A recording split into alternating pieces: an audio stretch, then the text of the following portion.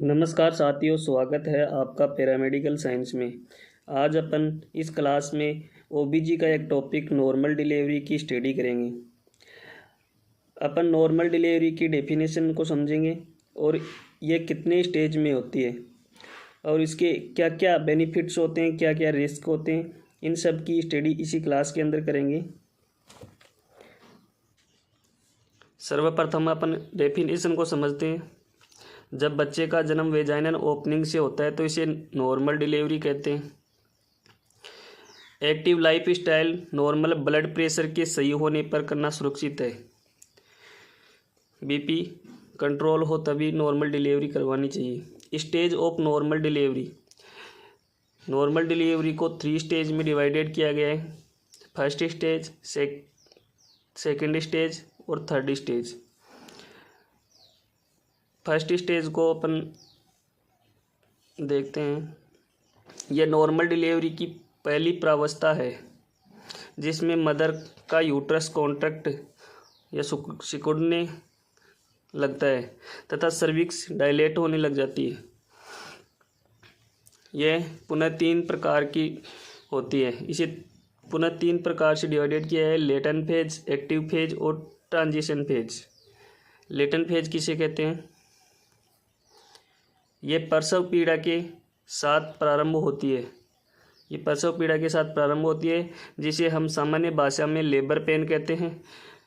इस फेज में सर्विक्स का डायलेट तक हो जाता है। यह फेज लगभग 8 से 10 घंटे की होती है।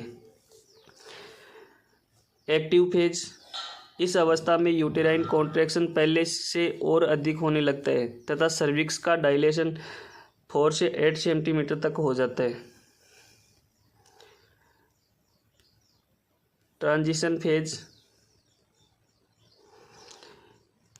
यह प्रावस्था सभी प्रावस्थाओं में से नाजुक होती है। इस अवस्था में दर्द की अनुभूति अधिक होती है। इस अवस्था में सर्विक्स का डायलेशन लगभग 10 सेंटीमीटर तक हो जाता है और यूटेराइन कॉन्ट्रैक्शन भी अपनी चरम सीमा पर आ जाता है।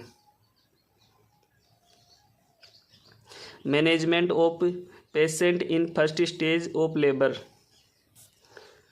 पेशेंट को लेबर डिलीवरी यूनिट में एडमिट कराना।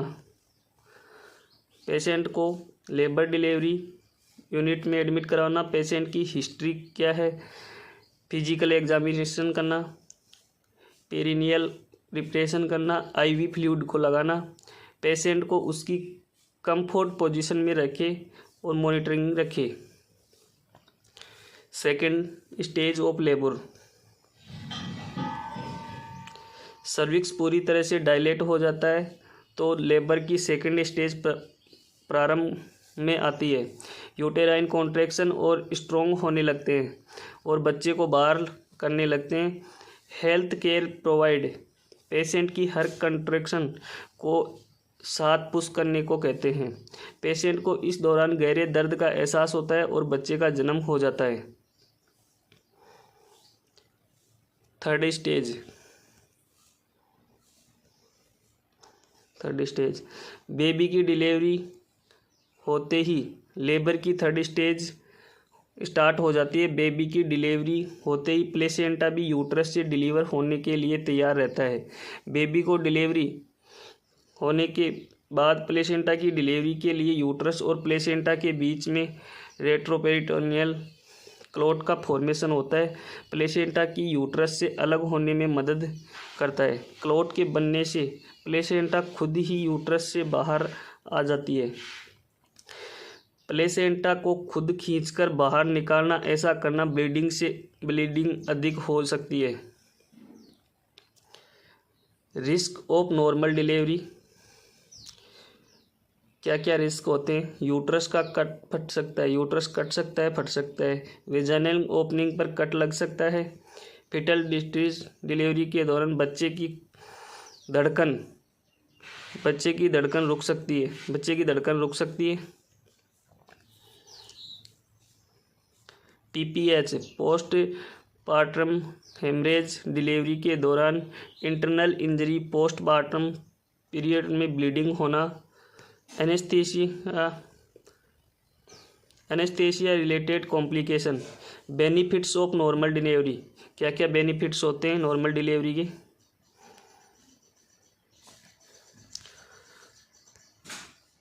हॉस्पिटल में ज़्यादा दिन तक रहना नहीं पड़ता है, इन्फेक्शन चांसेस कम हो जाते हैं, रिकवरी आदि जल्दी हो जाती है, सर्जरी से होने वाली परेशानी नहीं होती है।